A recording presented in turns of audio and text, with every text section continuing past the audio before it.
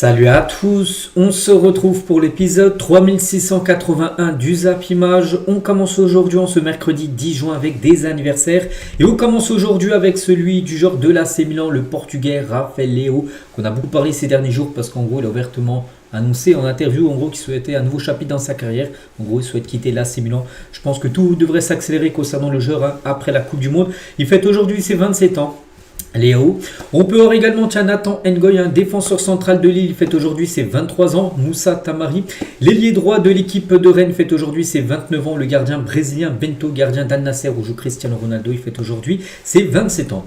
A noter aussi un entraîneur que tout le monde connaît, fête aujourd'hui son anniversaire, c'est Carlo Ancelotti, sélectionneur du Brésil. Il fête aujourd'hui ses 67 ans. On lui souhaite un bon anniversaire, on lui souhaite également une bonne Coupe du Monde avec la sélection brésilienne. Tiens, on va parler maintenant de la Coupe du Monde, on va parler beaucoup bien sûr du mondial qui commence demain les gars, J-1, ça y est. Voilà, avant cette magnifique compétition, bien sûr, la plus belle compétition, je pense, pour tous les fans de football. Il n'y a rien au-dessus. Il n'y a rien au-dessus d'une Coupe du Monde. Donc voilà, demain, match d'ouverture entre, ça sera le Mexique et l'Afrique du Sud. Voilà, entre ces deux équipes. N'oubliez pas toutes les poules de la poule A jusqu'à la poule L. Voilà, donc là, à partir de demain, 17 jours d'affilée, il y aura à chaque fois au moins 3-4 matchs par jour. Voilà, pour que tous les matchs, bien sûr, se jouent. Ces matchs de poule. On va parler maintenant un peu de rencontres, voilà, de rencontres de préparation. Tiens, par exemple, l'Argentine jouait la nuit dernière, c'était face à l'Islande. C'était leur dernier match de préparation pour les Argentins, voilà, le match de Coupe du Monde, qui joueront contre l'Algérie, leur première rencontre. Donc victoire 3-0 de l'Argentine, donc Valentin Barco. Joueur de Strasbourg, a noté que le joueur a annoncé officiellement son départ de Strasbourg, donc il quittera le club, il devra aller à Chelsea. Donc Léo Messi, également buteur, et Thiago Almada. Donc voilà les trois buteurs pour cette rencontre. A noter que le match s'est joué là-bas, donc aux États-Unis, 88 000 supporters, donc le match est à guichet fermé. Donc Messi, les gars, il est rentré à la 71e minute du match, à la 72e minute du match, et bien il a marqué. Une minute après son entrée en jeu, il a marqué. Bon, c'est un penalty obtenu, je sais pas ce qu'il a obtenu le penalty, mais en tout cas, il l'a tiré et il a marqué Messi. C'est du coup son 911e but en carrière pour Messi. Donc voilà, on le félicite. Et dès qu'il est rentré en cours de jeu, grosse ovation. Puis en plus, buteur une minute après. La Pulga. Donc voilà, il est prêt pour le mondial. Il n'a pas joué le match précédent. Parce que en gros, il a été tout le match sur le banc. Donc là, il a pu jouer, on va dire, une vingtaine de minutes sur ce match-là. Donc il sera certainement titulaire face à l'Algérie lors du prochain match de l'Argentine. On continue. Tiens, avec également d'autres rencontres. Tiens, l'Arabie Saoudite face au Sénégal. Tiens, le Sénégal, adversaire de l'équipe de France dans maintenant 6 jours, ce sera mardi prochain, 0-0. Voilà, donc pas de but dans cette rencontre. À noter que Nicolas Jackson, donc l'attaquant sénégalais, il a quand même pris un double carton jaune dans l'espace de 2 minutes. On était à un match amical, 2 minutes. Je ne sais pas ce qu'il a fait. Est-ce que c'était sur des fautes? Est-ce que c'était par rapport, je ne sais pas, qu'il a parlé à l'arbitre? En tout cas, il a pris carton rouge. Voilà, bon, ça est en fin de match à la 84e. Donc après, ça n'a pas d'incidence. Il sera bien disponible pour le match face à l'équipe de France la semaine prochaine. Les autres résultats, je ne sais pas. Tiens, l'Irak s'est incliné 2-0 contre le Venezuela. N'oubliez pas que l'Irak est dans le groupe de l'équipe de France. Voilà pour la Coupe du Monde. Donc à noter ce soir deux belles rencontres. Bon, il y a Pakistan, Afghanistan, mais deux équipes qui ne sont pas qualifiées pour la Coupe du Monde. Mais surtout le Portugal contre le Nigeria. Dernier match pour les Portugais et même les Nigérians à la Coupe du Monde. Nigeria, je crois qu'ils ne sont pas qualifiés, mais pour le Portugal, c'est un match bien sûr amical. Et l'Angleterre face au Costa Rica à 22h ce soir. Donc, puis après, après, il n'y aura plus de matchs amicaux. Après, ça sera vraiment les matchs officiels, les matchs de Coupe du Monde qui commencent bien sûr demain. Toujours avec ce mondial, on va en parler beaucoup aujourd'hui, comme on le fait sur tous les derniers jours. Tiens, regardez la une journal L'équipe aujourd'hui. Donc, on peut voir Trump, welcome to the USA, tout ça, avec pas mal de choses qui fait beaucoup parler. Et on peut voir cet arbitre là qu'on a beaucoup parlé là sur les deux derniers jours. Donc il a été élu meilleur arbitre africain quand même en 2025. Il devait officier arbitrer des matchs pendant la Coupe du Monde. Son visa a été refusé. Donc ça fait beaucoup parler. Donc l'Afrique sous le choc après l'expulsion d'Omar Abdulkadir Artan. Donc cet arbitre qui devait en gros arbitrer des matchs de Coupe du Monde, comme j'ai dit. Il est bien arrivé aux États-Unis, mais il a eu un long questionnaire. Il a été interrogé pendant 11 heures quand même par les services de sécurité aux États-Unis. Et le visa, non. Ils ont dit tu retournes en Somalie. Il est somalien. Donc voilà, ça fait parler.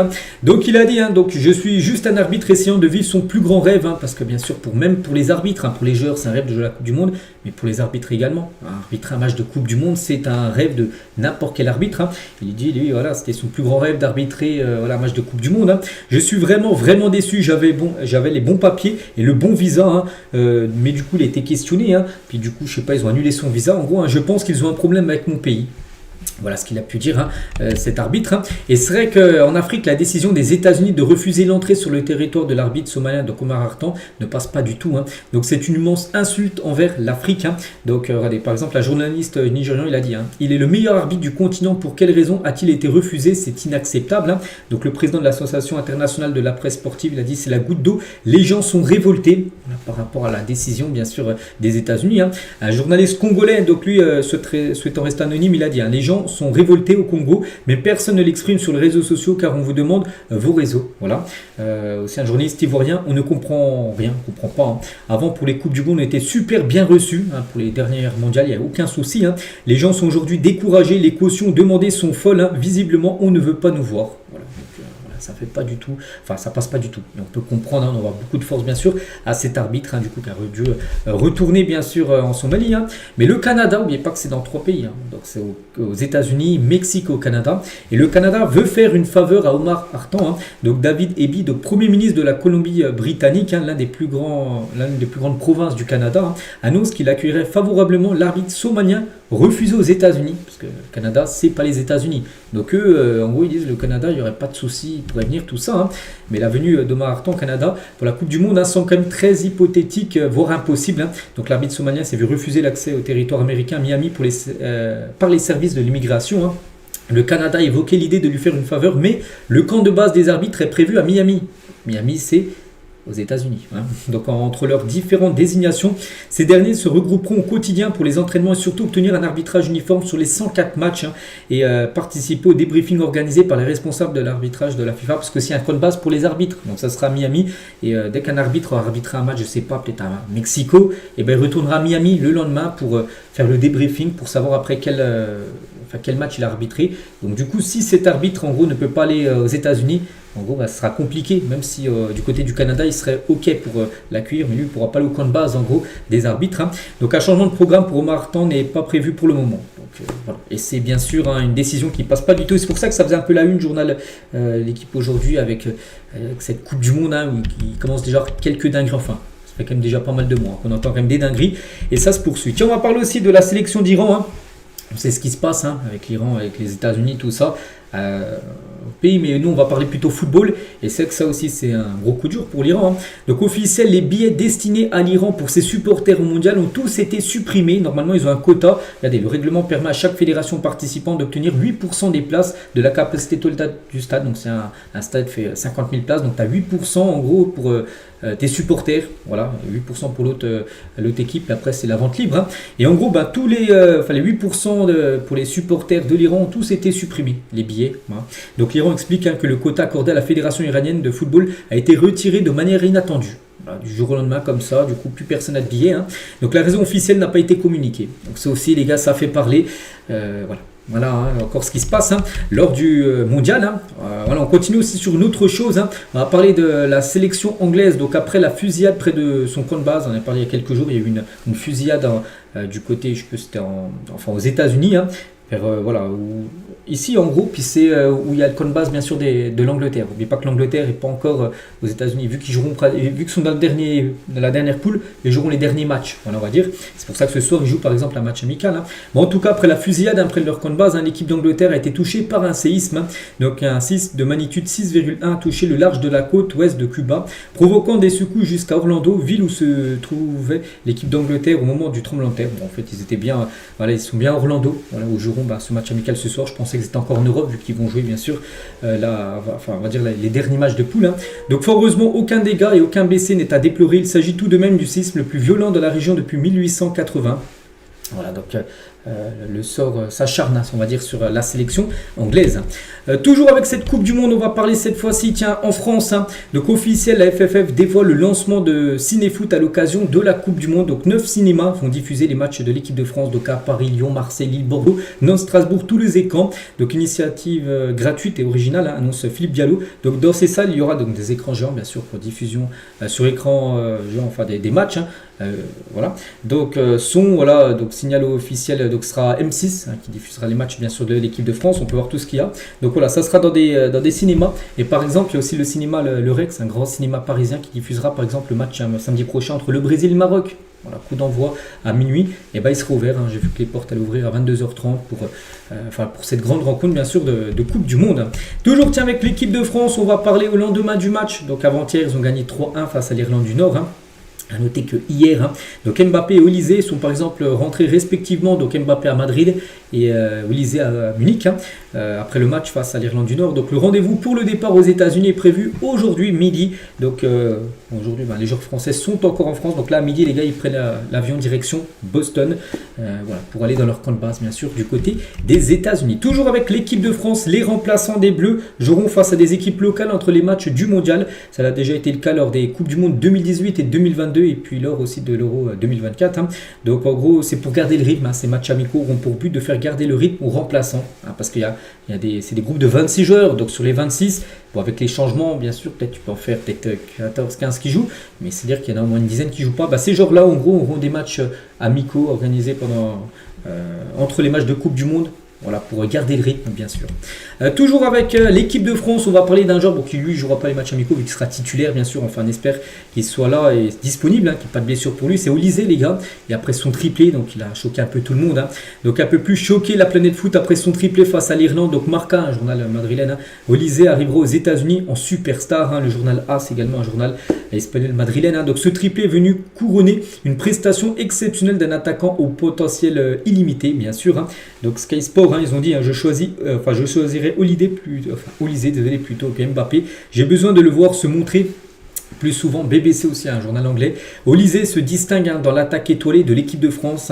En Allemagne, ils disent performance exceptionnelle, bien sûr, d'Olysée. Ils connaissent bien, vu qu'il joue en Bundesliga. Et Tuto Sport, Olysée spatial. Voilà, donc il a choqué un peu tout le monde. Pourtant, je trouve vraiment qu'il a été... il était peut-être à 50-60% de ses capacités. On sait qu'il peut faire beaucoup plus. Et peut-être il a joué en essayant de ne pas se blesser. Bon, c'est pas blessé, tant mieux. Mais on sait qu'il peut faire encore beaucoup plus, Olysée. Mais il a été bien sûr très bon lors de ce match.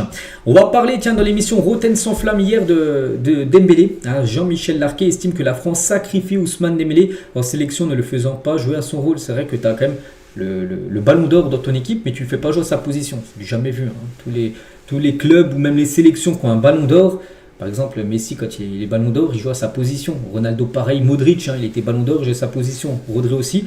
Et Dembélé, les gars, il est ballon d'or en tant que numéro 9. Mais il ne peut pas jouer numéro 9 parce qu'il y a Mbappé en équipe de France. Il a gagné quand même ce ballon d'or en jouant numéro 9. On est d'accord, Ousmane Dembélé.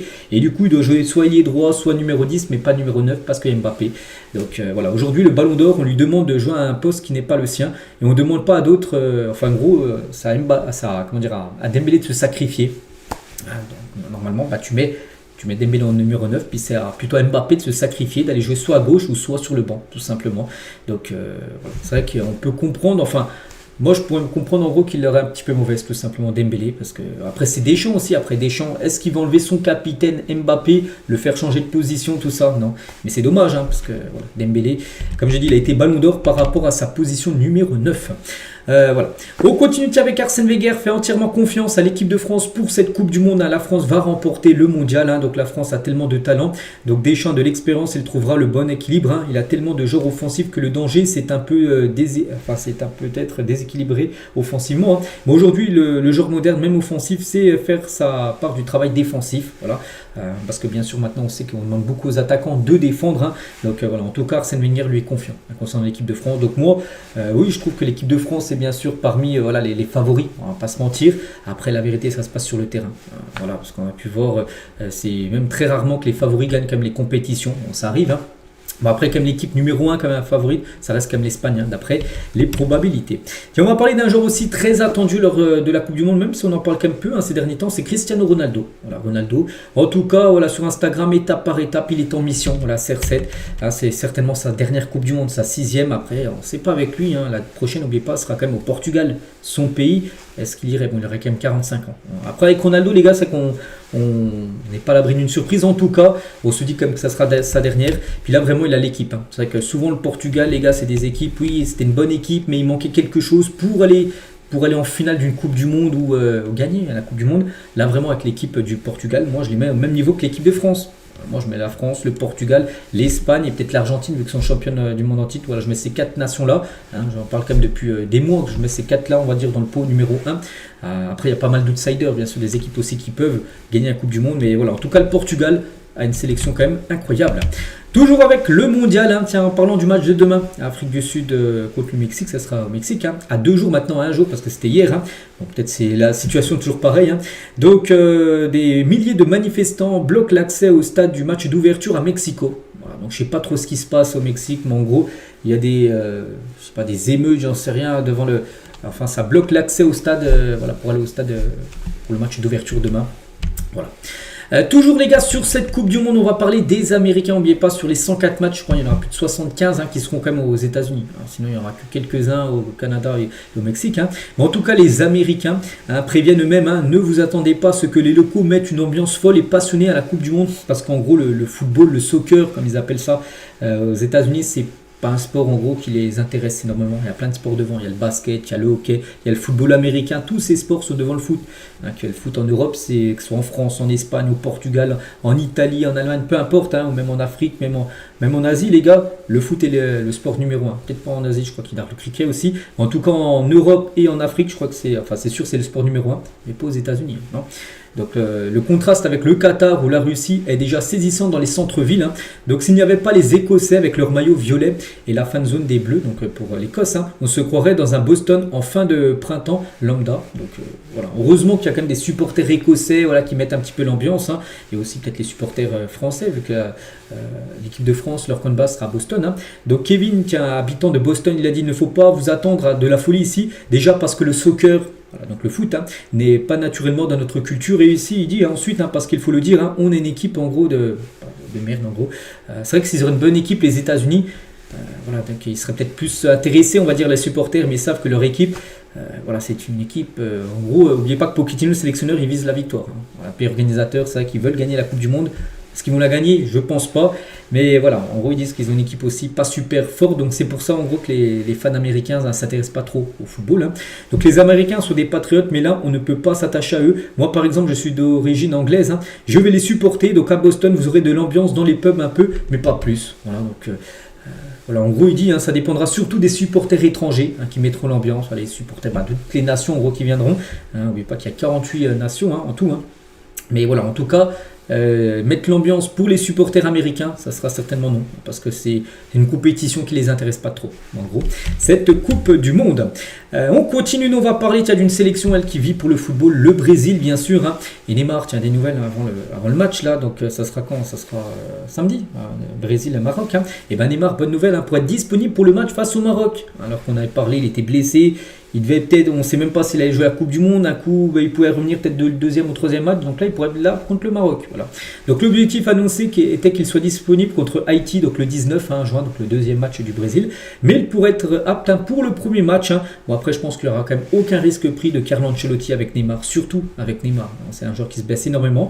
Mais en tout cas, il pourrait être dans le groupe. Voilà, donc je ne pense pas qu'il sera titulaire, mais il y a des chances peut-être de le voir jouer à un quart d'heure, 20 minutes, enfin tout dépend aussi de comment se passera le fil du match, bien sûr. Donc voilà, des nouvelles de Neymar. Et la presse brésilienne a fait le parallèle entre Neymar et Rocky Balboa que le Brésilien incarnerait actuellement pour préparer sa Coupe du Monde. En coulisses, le numéro 10 fait preuve d'un dévouement notable et n'a pas de répit, enchaînant plusieurs entraînements physiques. Voilà, vraiment pour être prêt, c'était son objectif. On le sait déjà depuis 2-3 ans. Il s'est fixé cet objectif de Coupe du Monde. Donc là, le mondial commence demain. Donc il arrive blessé, il arrivait comme en sélection blessé, mais vraiment voilà, il essaie de tout mettre les chances de son côté pour être prêt. Donc la prévision du staff technique est qu'il soit disponible pour le deuxième match, même si, comme j'ai dit, il pourrait être présent pour la première rencontre face au Maroc. Toujours du côté du Brésil, on va parler de Vini Junior. J'avais parlé, je sais plus, il y a 2-3 semaines, j'ai dit tiens, dans le jeu Fortnite, il y aura un skin Vini qui va sortir. Il est sorti, voilà, ce à quoi ressemblera, enfin je sais pas s'il est sorti officiellement, mais il va sortir là dans les prochains jours, et ça sera ce skin là. Pour ceux qui jouent à Fortnite, moi par exemple je joue encore, j'aime bien jouer à ce jeu là, donc voilà le skin de Vini Junior. On va parler côté marocain qui joue contre le Brésil, on va parler de Abdé, va manquer au minimum les phases de poule du mondial, voilà, donc il est blessé, donc il devrait être absent entre 2 à 4 semaines, si c'est 4 semaines. Dans 4 semaines, on ne sera pas non plus à fin de Coupe du Monde. Enfin, la finale a lieu le 12 juillet. Donc, c'est dans 1 mois et 2 jours exactement la finale. Mais bon, il loupera beaucoup de matchs. Donc, on espère pour lui que c'est plutôt que 2 semaines. Donc, les nouveaux examens ont confirmé une entorse modérée du ligament du genou pour Abdé. Pour le moment, le staff médical compte garder le joueur dans l'effectif en espérant qu'il soit apte pour un éventuel 16e de finale. On espère, mais en tout cas, voilà, il devrait déjà louper là, les 3 matchs de poule. Il sera bien sûr forfait pour le match face au Brésil ce week-end. Un autre joueur, tiens, Lamine Yamal, les gars. Donc Lamine aussi, un joueur très attendu. Voilà, superstar, hein, la Coupe du Monde. Hein. Donc a posé à côté de sa statue située à Madame Tussauds à Berlin. Donc là, c'était ses derniers jours. Hein, parce que là, je ne sais pas si l'Espagne, je crois aussi, l'Espagne, ils sont aux États-Unis, mais là, les derniers jours, il était à Berlin, puis il y a une statue en cire de Lamine Yamal, très bien réussie, parce que des fois, il y a des statues en gros qui sont totalement loupées, mais en tout cas, là, c'est une grande réussite, hein, bien sûr, la statue de Lamine Yamal. Voilà tout ce qu'il y a à dire, les gars, sur la Coupe du Monde. Il y a plus de 20 minutes, hein, hier, je crois que c'était 25 minutes qu'on a parlé, on en reparle encore beaucoup demain, les gars, parce que demain, c'est jour J, hein, bien sûr, pour le mondial. On va continuer cette fois-ci, on va parler un peu des clubs, hein. Et côté Real Madrid, parce que du côté de cette équipe, hein, malgré qu'il y a la Coupe du Monde, on parle beaucoup du Real parce qu'il se passe énormément de choses actuellement. Donc tout d'abord, j'ai une bonne nouvelle voilà, pour le Real. Hein. C'est par rapport à leur équipementier Emirates Flybetter, parce que le Real Madrid a prolongé son contrat avec Emirates hein, jusqu'en 2031. Donc ils sponsorisent les maillots de l'équipe masculine, féminine et de l'équipe masculine de basket. Voilà, on peut voir sur les tout maillots, mais on peut voir aussi la fille, bon, on peut couper l'image, mais aussi ils sont tous sponsorisés par Emirates Flybetter. Donc voilà, prolongation de contrat et surtout hein, grâce à ce nouveau contrat avec Emirates, le Real Madrid devrait percevoir près de 100 millions d'euros par an.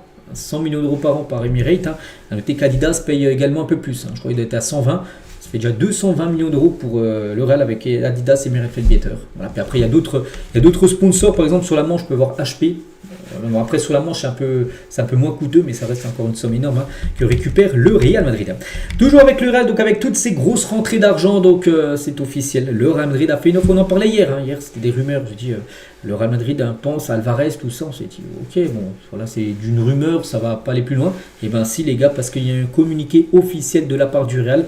Et officiel, le Real Madrid hein, communique et affirme avoir envoyé une offre de 150 millions d'euros à l'Atlético Madrid pour Julián Alvarez. C'était la promesse en gros de Pérez. On avait beaucoup pensé à Vitinha ou Neves ou même Michael Olise. On pensait que c'était Olise tout ça. Et non les gars, les 150 millions d'euros n'ont pas été envoyés au Bayern, hein, mais plutôt à l'Atlético Madrid pour Alvarez. Voilà. Donc l'Atlético a remercié le Real Madrid hein, pour son offre, m'a refusé et demande le montant de sa clause libératoire, 500 millions d'euros. Ils ont dit non, on ne lâche pas pour 150, ce sera 500. N'oubliez pas que le Barça avait fait une offre à 100, ça a été refusé. Même 150 millions d'euros, l'Atlético Madrid refuse de vendre Julián Alvarez. Hein. Donc voilà, le communiqué officiel, hein, on peut aller sur le site officiel du Real, et ben il y a ce communiqué. Hein, voilà, le Real a proposé ce 150. Hein, L'Atlético remercie le Real Madrid, hein, mais l'a rejeté. En gros, cette offre hein, énorme. Hein. Donc voilà, ça fait rire un peu aussi l'Atlético Madrid. Hein. Regardez la réaction du CM, enfin celui qui gère le site officiel, le Twitter officiel de l'Atlético, il a mis des smileys en train de rigoler par rapport au communicado officiel du Real Madrid, par rapport ils ont fait l'offre de 150 millions d'euros pour Alvarez. Hein. Et comment ne pas s'entendre alors que vous nous faites encore plus rire hein. Donc l'Atlético continue de chambrer le Real Madrid suite au communiqué d'Alvarez. Hein. Donc de 1, hein, vous avez coupé la vidéo du pape où il disait être lui aussi supporter de l'Atlético. Parce qu'il y a le pape actuellement à Madrid. Hein, et le pape a dit qu'il était supporter du Real. Il a dit pape en gros il supportait tout le monde. Un pape il ne peut pas supporter qu'une équipe, il supportait tout le monde. Donc il a dit supporter du Real et aussi de l'Atlético. Et en gros dans la vidéo qu'ils ont sortie sur leur site officiel le Real, ils ont coupé quand le pape a dit qu'il était supporter de l'Atlético. Donc déjà ils ont mis ça. Hein. De 2, hein, vous avez sans doute confondu politesse et gratitude, hein, mais pour qu'il n'y ait aucun doute, hein, nous ne vous remercions pour rien. Voilà. 3, nous n'étudions ni n'envisageons aucune offre pour Julián Alvarez. Hein. Et 4, comment ne pas s'entendre alors que vous nous faites rire encore plus que le Barça aussi. Le Barça. Souvenez-vous, hein, l'Atlético aussi avait sorti pas mal de publications. Il y avait eu Lamine Yamal, Rafinha et Pedri avec des maillots hein, de l'Atlético. C'était marqué Ruigo, hein, parce que vous en avez marre en gros que le Barça aussi tente pour Alvarez. Et bon aussi, ils ont aussi rigolé de l'offre en gros du Real Madrid. Donc voilà. Donc, pour l'instant, on se dit, voilà, Alvarez, pression... bougera pas. Hein. Et Enrique Cerezo, le président d'Atlético, hein, hier il a dit Julián Alvarez n'est pas à vendre. Hein. Après les gars, après c'est le mercato. Il y a plein de joueurs qui ne sont pas à vendre, puis après qui sont vendus. Pour moi, ça peut faire monter les enchères. Hein. Peut-être Enrique Cerezo veut voir la Coupe du Monde. Imaginez si Alvarez, les gars, il fait une grosse Coupe du Monde, l'Argentine a gagné le mondial, tout ça. Il sait qu'il peut le vendre encore peut-être plus cher, beaucoup plus cher. Hein. Donc c'est pour ça que pour l'instant, il est peut-être pas à vendre, mais après la Coupe du Monde, on verra. On verra vraiment ce qui sera décidé. Mais c'est vrai que le feuilleton Alvarez, hein, n'oubliez pas qu'il y a Paris aussi Arsenal hein, sur le dossier. Pour l'instant, ça va un peu dans tous les sens hein, concernant ce joueur. Pourtant, qui n'a pas fait une saison exceptionnelle, Alvarez, les gars, vous n'allez pas me dire que ça a été le meilleur numéro 9 cette saison. Mais en tout cas, il y a une énorme cote sur le mercato. Beaucoup de grands clubs le veulent. Donc les deux gros clubs espagnols sont dessus. Voilà ce qu'il y a à dire déjà sur le dossier Alvarez. On continue toujours avec le Real. Et c'est officiel également. Le Real Madrid communique sur un accord avec Álvaro Arbeloa pour un départ. Même s'il avait annoncé Arbeloa lors du dernier match du Real, il a dit c'est mon dernier match, je ne resterai pas. Mais il n'y avait toujours pas eu de communiqué officiel de la part du Real pour annoncer en gros son départ. C'est fait. Il n'est officiellement plus l'entraîneur des Madrilènes. À l'heure actuelle, le Real Madrid n'a plus d'entraîneur. Voilà. Bon, ça va vite changer, bien sûr. Mais en tout cas, Arbeloa part du Real Madrid. Même si on le savait déjà depuis un mois. Mais là, c'est officiellement annoncé par le club madrilène. Et du coup, son successeur devrait être, on sait tous, José Mourinho. Et déjà, étape par étape. Donc déjà, le Benfica annonce le départ de José Mourinho. C'est officiel. Voilà, communiqué officiel de la part du Benfica. Même si je ne comprends pas le portugais, en gros, voilà. Benfica annonce tout simplement que le Real Madrid peut avoir une somme là 15 millions. Donc le Real Madrid a bien payé la clause libératoire de 15 millions d'euros de José Mourinho pour que Mourinho quitte le Benfica. Donc là maintenant, actuellement, il est libre de tout contrat, José Mourinho. Donc voilà, étape par étape. Donc déjà, il n'est plus au Benfica. Et normalement, aujourd'hui, il sera annoncé en tant qu'entraîneur du Real Madrid. Voilà, José Mourinho. Donc il est bien arrivé déjà à Madrid, c'était hier. Il n'a peut-être pas signé son contrat, tout ça hier. Donc aujourd'hui, normalement, ça sera l'officialisation. Je pense pas, je vois pas que ça va pas retarder encore. Non, aujourd'hui, ça sera fait. Mercredi, j'ai même pu voir qu'il sera présenté pour Bernabeu. Il devrait être présenté peut-être à Valdebebas au centre d'entraînement, mais ce ne sera pas une présentation comme les joueurs qui font de temps en temps, comme Mbappé ou Ronaldo qui avaient été présentés du côté du Bernabeu. Toujours au Real aussi, on attend les annonces officielles de Denzel Dumfries et aussi de Konaté, les deux Here We Go depuis une semaine. Et on va parler de Dumfries, le VV Smith-Wijk. Voilà son club formateur aux Pays-Bas. Premier club de Denzel Dumfries lorsqu'il était jeune. Félicite déjà le latéral droit pour son transfert au Real Madrid, alors que pour l'instant c'est pas encore officiel, mais voilà, ils ont mis un message. Son ancien club avec une photo de lui à l'époque, voilà, pendant 8 ans, il a parcouru le terrain, tout ça. Puis voilà, en gros, il le félicite aujourd'hui, passe au Real Madrid, Dumfries. Et Dumfries a dit merci beaucoup. Alors que pour l'instant c'est pas encore officiel, mais comme je dis, voilà, c'est fait. On attend l'annonce officielle. Tout pourrait être officiel aujourd'hui. Mourinho, peut-être Dumfries et aussi Konaté qui a annoncé du côté du club madrilène. Donc voilà ce qu'il y a à dire du côté du Real. Toujours beaucoup d'infos. On continue, on va parler de la Ligue 1 parce qu'aujourd'hui 15h exactement, donc le 10-06, on est le 10-06 à 15h, et les calendriers de la saison de Ligue 1 et Ligue 2 seront annoncés aujourd'hui à 15h. On connaîtra la première journée, la deuxième jusqu'à la 34e pour la première et la deuxième division française. Aujourd'hui, les calendriers sortiront. On continue avec quelques infos mercato parce qu'il se passe énormément de choses sur le mercato. Tiens, quelques-unes. Donc tout d'abord, officiel, Alexandre Dujeu est le nouvel entraîneur du FC Lorient. Voilà, donc il remplace Pantaloni, qui est parti. Pourtant Pantaloni lui ont proposé de prolonger son contrat, il ne voulait pas. Lorient a fait une belle saison, donc c'est lui. Donc lui il était l'entraîneur d'Angers, donc il passe d'Angers à Lorient. Ok. Donc concernant du côté d'Angers, je crois que c'est Stéphane Gilly qui va le remplacer, ancien coach du Paris FC. Voilà, c'est quasiment fait. Donc concernant Pierre Sage, Here We Go. Pierre Sage, ça y est les gars, il va quitter l'équipe de Lens. Il va être le nouvel entraîneur de Crystal Palace. Voilà. Donc contrat jusqu'en 2029 plus une année en option. Il va remplacer Oliver Glasner qui va partir lui normalement à l'AC Milan, voilà, l'entraîneur. Et concernant Pierre Sage à Palace, donc pourquoi il quitte Lens, voilà, qui va jouer, enfin où il a pu jouer la Ligue des Champions pour la Palace, qui va jouer l'Europa League, je crois. Ils ont gagné l'Europa Conference League, donc ils doivent être en Europa League. Bon bref, ils joueront une Coupe d'Europe, donc il touchera un salaire 4 fois plus gros. Donc bien sûr, ça fait réfléchir. Tu fais le même boulot, mais si tu vas là-bas, tu gagnes 4 fois plus. Bon, il y a des entraîneurs qui restent, ils s'en fichent de l'argent, mais ça 4 fois plus. Donc l'entraîneur touchait 100 000 euros par mois chez les 100 €, il va toucher du coup maintenant 400 000 euros par mois. Donc voilà, il arrive du côté de la première ligue, on lui souhaite bonne chance à Pierre Sage. Et son remplaçant les gars, parce que Lens du coup là, voilà, ils n'avaient pas du tout prévu le départ de Pierre Sage. Après la Coupe de France, tout ça gagné, la deuxième place et la belle saison. Donc du coup il faut trouver un nouveau coach. Et Olivier Pantaloni, qu'on parlait juste avant, l'ancien coach de Lorient, est en pole position pour devenir l'entraîneur du Racing Club de Lens. Pour l'instant c'est lui qui est en première position. Vous étudiez aussi d'autres profils, mais ça pourrait être Pantaloni, peut-être le futur coach de Lens. Puis là, il entraînera cette équipe en Ligue des Champions saison prochaine. Toujours avec les coachs officiels également, c'est Claude Leroy reprend du service et devient le sélectionneur du Congo. Donc Omar Daf sera dans son staff. Donc Claude Leroy, c'est quelqu'un qui a entraîné beaucoup de sélections africaines dans le passé. Donc là, il avait un petit peu mis en pause sa carrière de coach. Donc là, ça y est, il reprend du taf. Donc lui souhaite bonne chance. Concernant les joueurs, tiens, Jiménez fait son retour chez les Wolves, du côté de Wolverhampton. Voilà, Wolverhampton n'est pas officiel, hein, il descend en deuxième division, donc finit dernier, hein, première ligue. Donc il y a déjà Trippier. Donc Trippier hier, les gars, je me souviens plus où jouait, j'avais dit Aston Villa, tout ça, mais non, il avait joué Newcastle la saison dernière, bien sûr. Donc il est arrivé un libre, hein, Trippier aussi. Jiménez aussi qui retourne du côté de Wolverhampton. Objectif pour eux, hein, remonter dès la saison prochaine, les gars, en première ligue. D'autres infos, tiens, Mercato, Kenan Yildiz, donc le jeune turc, hein, de la Juventus Turin, il va rester à la Juve, hein, il ne va pas bouger. Il n'y a aucune chance de le voir partir cet été, parce que déjà l'été dernier, Chelsea avait poussé pour l'avoir. Chaque Mercato, il y a beaucoup de rumeurs autour de lui sur un départ, mais Fabrizio Romano dit que non, la Juve souhaite absolument le conserver pour la saison prochaine. Des nouvelles aussi, tiens, de Vedat Muriqi, deuxième meilleur buteur de Liga cette saison. Mbappé a fini meilleur buteur, mais le deuxième c'est lui. Il a fini devant Lewandowski, Lamine Yamal, tout le monde. Hein. Donc il va sinon finir patché. Hein, donc lui joue à Mallorca, hein. Ce qui est fou, c'est qu'il a fini deuxième meilleur buteur de Liga et son équipe descend. Un Mallorca qui descend en deuxième division. Voilà, donc c'est le contraste. Hein. Donc lui, il va signer au Fenerbahçe Vigo. Voilà. Accord conclu pour 15 millions d'euros avec Mallorca.